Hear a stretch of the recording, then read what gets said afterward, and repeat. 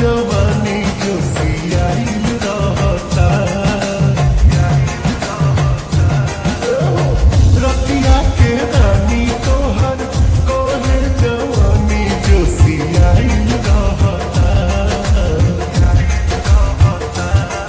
बर्दाश्त करे कोरी बला होके मन लसिया बर्दाश्त करे कोरी बला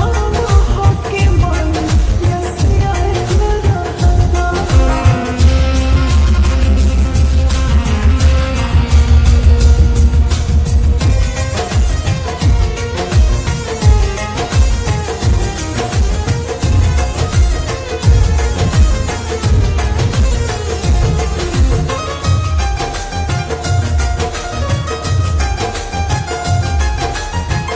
आहारा के आदमिया जरता दुधन हो रोज रोज कोरी राजा कवन जतन हो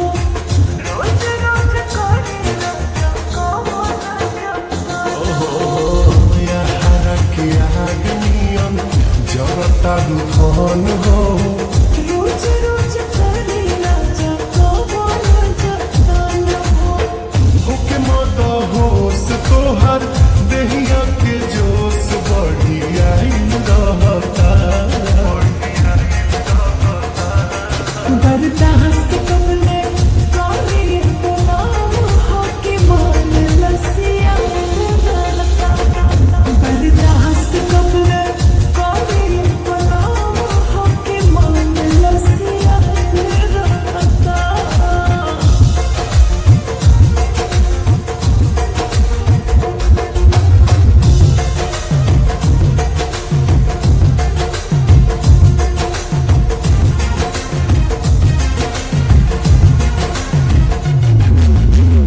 काहे आज बोला तारू बोलिया यही छिके कहिया में रातियां बिताए हम बाइट के कहिया में रातियां बिताए हम बाइट के काहे आज बोला तारू बोलिया यही छिके कहिया में रातियां बिताए हम बाइट के बिगड़ल बदासा तोहर देहिया के नसा